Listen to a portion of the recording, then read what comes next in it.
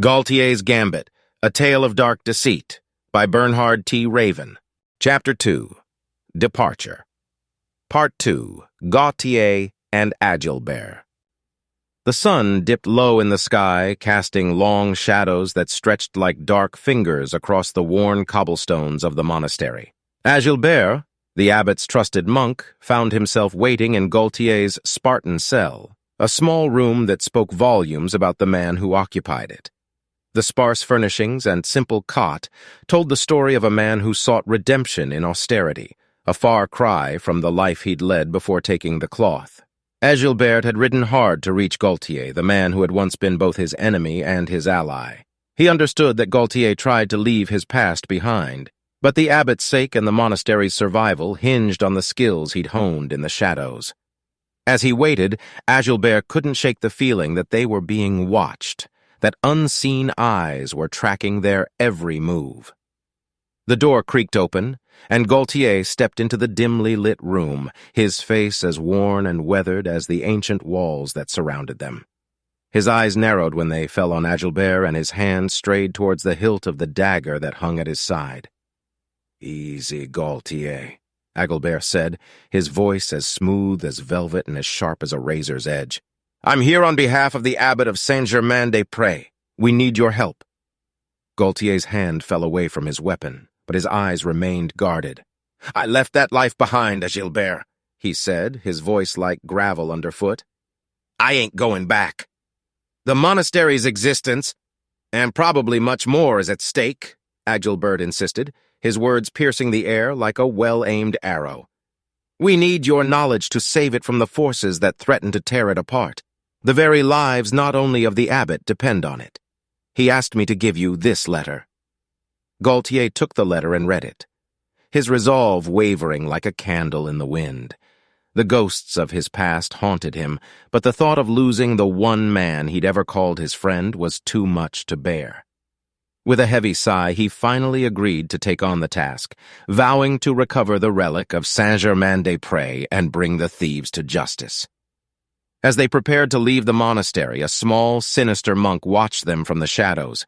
His eyes gleamed with a malevolent light as he slinked away, his footsteps as silent as a serpent's hiss. He made his way to the dovecote, his heart pounding with the thrill of the secret he carried. Carefully, he scrawled a message on a scrap of parchment. "Agilbert and Blois, left this morning with the new one." He affixed the note to the foot of a dove and sent it on its way, a feathered harbinger of doom. The journey back to Saint-Germain-des-Prés was fraught with danger, the roads infested with bandits and cutthroats eager to prey on the unwary. Gaultier's instincts, honed to a razor's edge by his years in the shadows, served them well.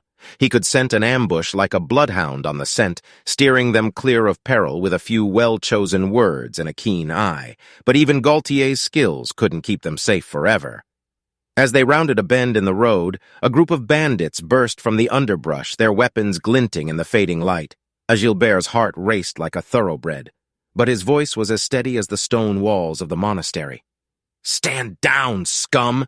he growled, his fingers itching for the hilt of his sword. "You don't want to cross us today."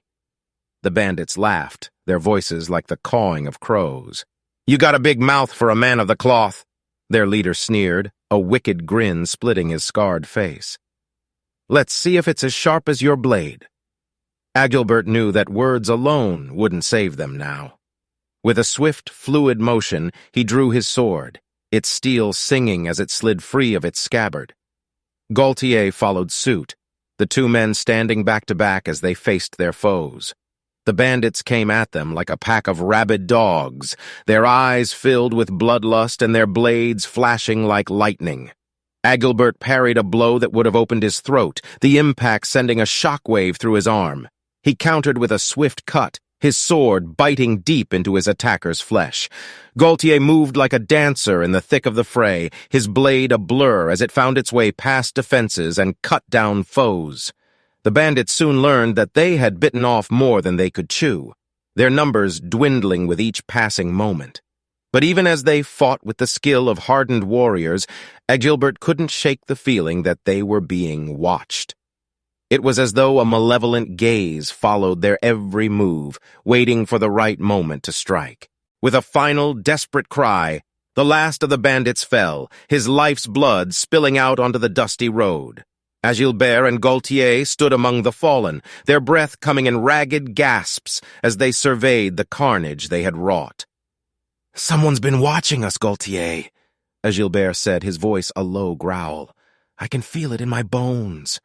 Gaultier nodded, his eyes scanning the shadows that clung to the edges of the road. "We'd best be on our guard, then," he replied, his voice as cold as a winter's night. "We've got powerful enemies, and I'll be damned if I let them destroy what we value most." As they resumed their journey, a sense of foreboding hung over them like a shroud.